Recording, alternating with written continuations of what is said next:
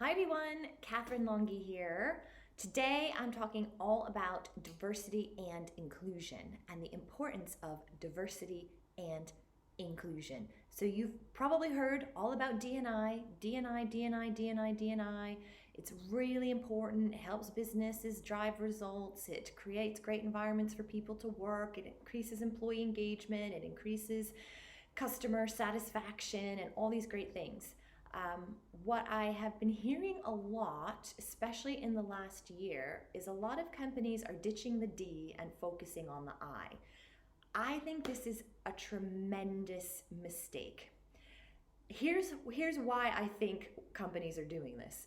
So diversity has been around for a good 20, 30 years. It grew out of equal opportunities. People get, it's important to have people, different kinds of people, and it's important that we count the people. We have 2 of these, 3 of these, 4 of these. It's how we measure results. So, are we increasing our diversity? You can actually measure it, you can count it.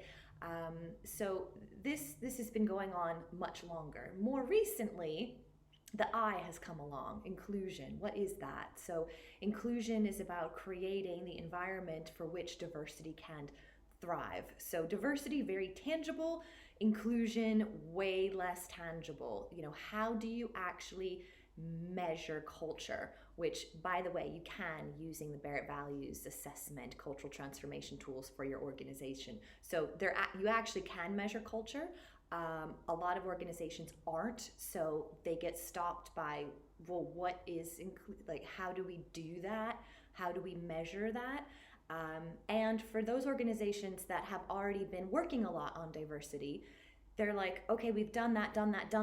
We're going to focus on inclusion. We're going to drop the D of the D&I, and we're going to recruit inclusion managers, and we're going to focus on inclusion.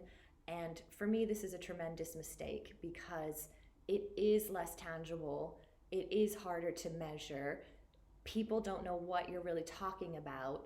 And if you're not measuring your diversity, if you're not actually doing your bean counting, how do you know if your culture is really transforming?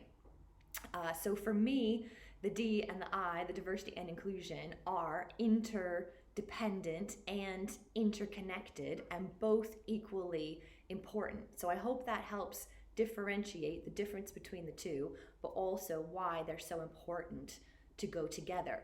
In a way, another way of looking at it is diversity and inclusion is a bit like yin and yang.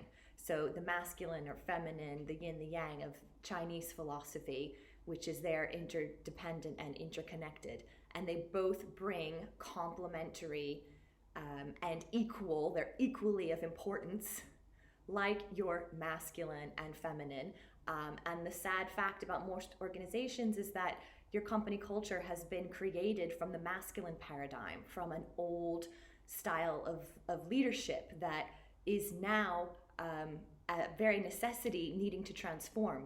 And we're seeing very excitingly some little pockets of feminine leadership or yin leadership on the rise, whether it's Jacinda Ardern, the Prime Minister of New Zealand, whether it's in Finland, where you have 5 women running the country, and the results that the rise of the feminine energy and feminine leadership, the results that it's starting to produce, which is in Finland, for example, 7 months paid parental leave for both parents.